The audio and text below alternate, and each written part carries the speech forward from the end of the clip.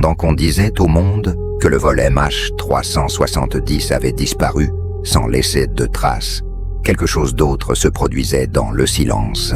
Quelque chose que très peu de personnes ont vu et que presque personne n'a voulu expliquer. Car contrairement à ce que l'on a longtemps cru, le MH370 n'était pas invisible. Il était observé par des radars militaires.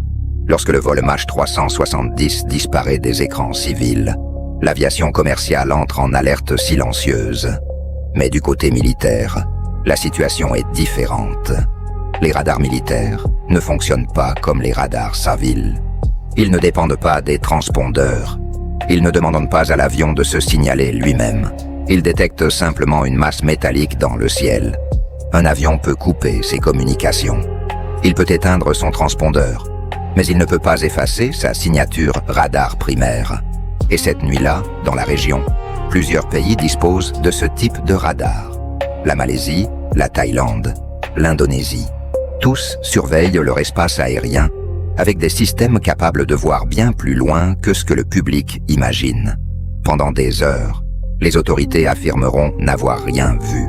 Puis, lentement, les versions commencent à changer. Quelques jours après la disparition, l'armée malaisienne admet une première chose troublante. Un objet non identifié a été détecté sur ses radars militaires. Il se déplaçait lentement, à une altitude compatible avec un avion de ligne, et surtout, il changeait de cap. Ce contact radar apparaît au-dessus de la côte est de la Malaisie, puis il traverse la péninsule. Il passe au-dessus du détroit de Malacca, exactement dans une zone où le MH370 n'était pas censé se trouver. À ce moment-là, l'armée malaisienne décide de ne pas intervenir. Pourquoi? Parce que l'objet ne présente aucun comportement hostile. Il ne se dirige pas vers une zone sensible. Il ne viole pas un espace aérien militaire protégé.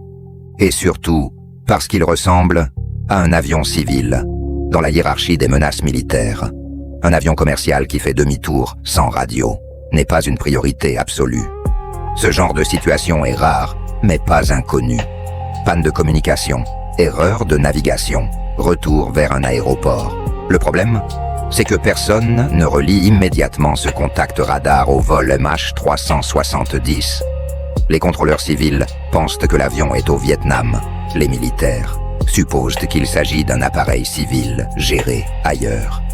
Encore une fois, chacun pense que quelqu'un d'autre surveille.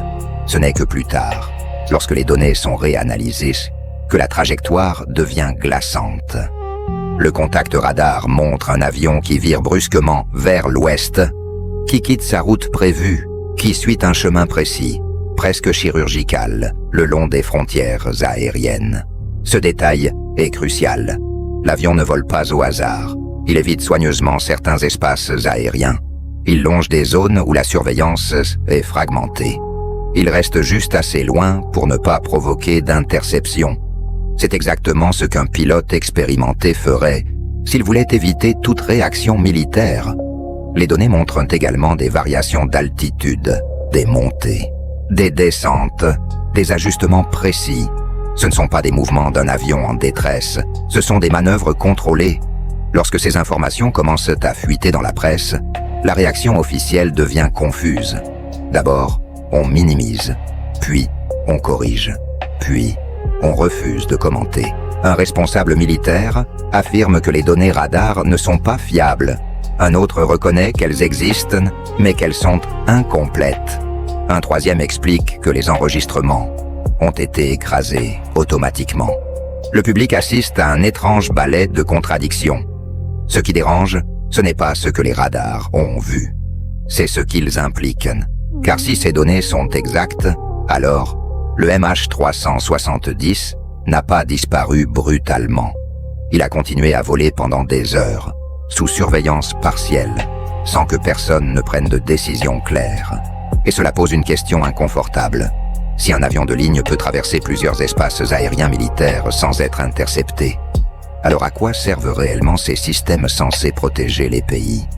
La réponse est simple, mais dérangeante. Ils protègent contre les menaces, pas contre l'ambiguïté. Un avion civil qui se comporte étrangement n'est ni une attaque ni une urgence militaire évidente. Il se situe dans une zone grise, et cette zone grise paralyse la prise de décision. Intercepter un avion civil, c'est un acte grave.